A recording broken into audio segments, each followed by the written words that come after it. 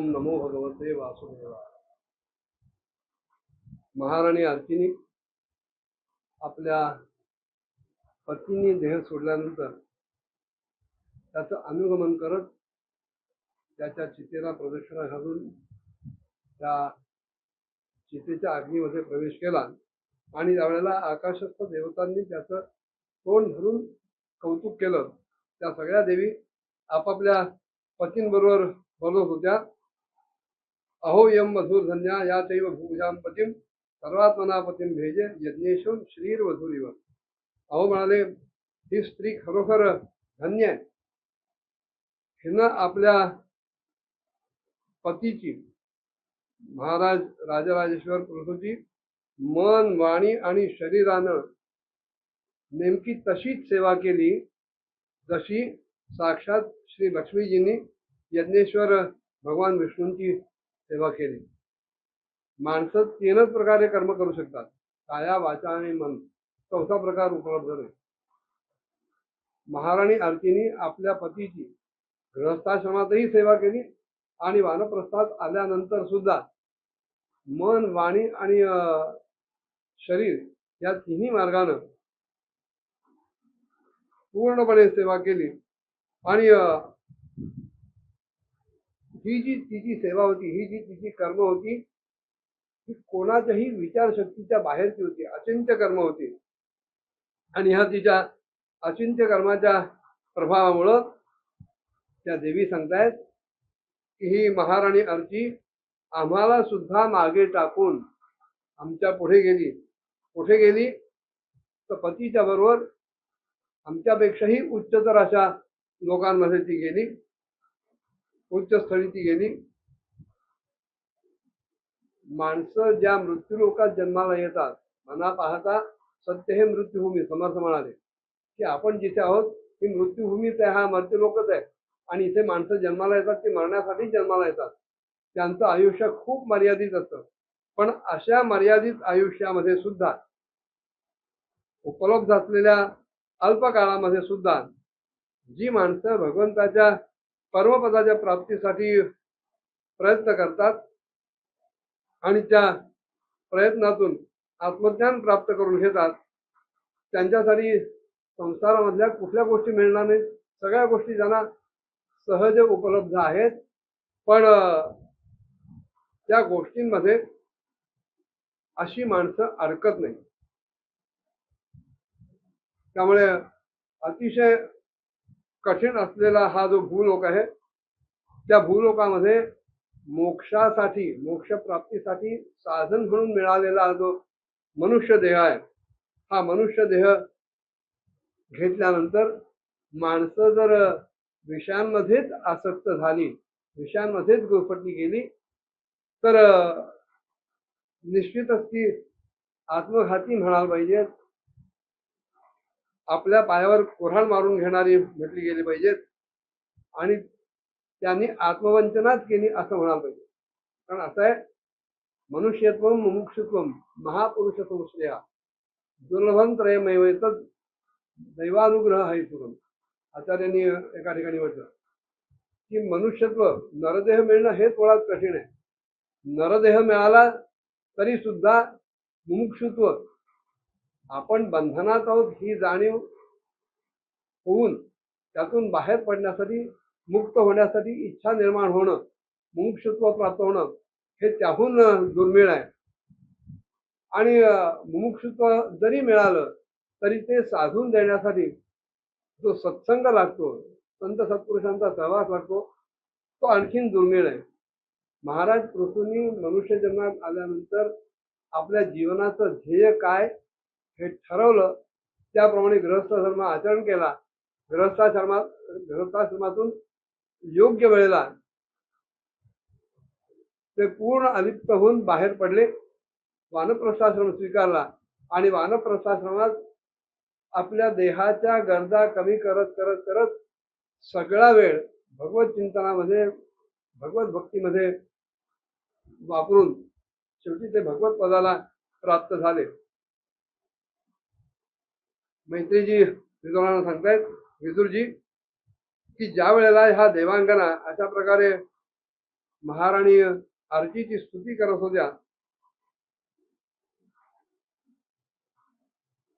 त्यावेळेला भगवंतांच्या ज्या परमधामाला वैकुंठाला आत्मज्ञानांमध्ये श्रेष्ठ असे भगवत प्राण असलेले महाराज प्रभू गेले होते, पोहोचले होते. तिथेच महाराणी आरती सुद्धा त्या पतिलोकाला जाऊन पोहोचली. परम भागवत असलेल्या अशा ऋतुजींचं हे प्रभावशाली चरित्र अतिशय उदार आहे, मोठं आहे, अनुकरणीय आहे. हे सगळं चरित्र मी तुमच्या समोर मांडलं, त्याचं वर्णन केलं. जी माणसं ह्या अशा परमपवित्र चरित्रात श्रद्धापूर्वक आणि निष्काम भावनेनं एकाग्र चिंतानं श्रवण करतील, ते चरित्र वाचतील किंवा ते चरित्र अन्य जनांना ऐकवतील, ते सुद्धा महाराज पृथूंना जे पद प्राप्त झालं त्या पदाला प्राप्त होतील, परमधामाला ते प्राप्त होतील. अगदी सकाम भावना जरी ह्या चरित्राचा पाठ करायचा म्हटला तरी सुद्धा तो पाठ करणारा जो ब्राह्मण आहे त्याला ब्रह्मतेज प्राप्त होईल. पाठ करणारा जर क्षत्रिय असेल तर तो पृथ्वीपती होईल. पाठ करणारा जर वैश्य असेल तर तो व्यापाऱ्यांमध्ये श्रेष्ठ ठरेल. आणि पृथ्वी महाराजांच्या चरित्राचा पाठ करणारा एखादा शूद्र जरी असला तरी त्याच्या ठिकाणी साधुता येईल. स्त्री असो पुरुष असो, जे कोणी हे चरित्र आदरपूर्वक 3-4 वेळा ऐकतील, 3 वेळा ऐकतील, त्यांच्यापैकी जो संतानहीन असेल त्याला संतती प्राप्त होईल, जो धनहीन असेल त्याला धनाची प्राप्ती होईल, जो कीर्तीहीन असेल त्याला यश कीर्तीची प्राप्ती होईल. एखादा मूर्ख जरी असला तरी सुद्धा त्याला ह्या चरित्राच्या श्रवणातून पांडित्य निर्माण होईल, त्याची बुद्धी तल्लख होईल. हे पृथुचरित्र यच्चयावत मनुष्य मात्राचं कल्याण करणार आहे आणि मानवी जीवनातलं अमंगल जे काही आहे, क्षीण जे काही आहे ते दूर करणार आहे. धन यश आणि आयुर्वृद्धी करणारं हे चरित्र आहे. स्वर्गाची प्राप्ती करून देणारं हे चरित्र आहे. आणि कलियुगाचे जे काही दोष आहेत ते सगळे दोष ह्या चरित्राच्या वाचनानं, पठणानं, श्रवणानं आणि ऐकवण्यानं नाहीसे होतील. धर्म अर्थ काम आणि मोक्ष यांच्या प्राप्तीसाठी हे पृथुचरित्र अत्यंत सहाय्यक आहे. आणि त्यामुळे ज्यांना धर्म अर्थ काम आणि मोक्ष ह्या पुरुषार्थांची योग्य प्रकारे सिद्धी करायची, त्यांनी या चरित्राचं श्रद्धापूर्वक अंतःकरणानं श्रवण केलं पाहिजे. जो राजा विजयाच्या इच्छेने आपल्या राज्यातून प्रस्थान करील त्यानं त्यापूर्वी हे पृथुचरित्र सश्रद्ध चित्तानं ऐकावं. असं जर झालं तर त्याला त्याच्या कामगिरीमध्ये यश प्राप्त होईल. आणि बाकीचे सगळे राजे, ज्याप्रमाणे पृथुराजाला बाकीच्यांनी आदर दाखवला तसे बाकीचे सगळे राजे ह्या राजाला सुद्धा, जो पृथुचरित्र वाचील त्याला सुद्धा आदर दाखवतील. माणसांना आपल्या आयुष्यामध्ये एकच करायला पाहिजे की अन्य सगळे विषयांची आसक्ती सोडून भगवंताच्या ठिकाणी विशुद्ध आणि निष्काम असा भक्तिभाव ठेवून महाराज पृथूंचं हे निर्मळ असं चरित्र ऐकावं, ऐकवावं आणि वाचावं.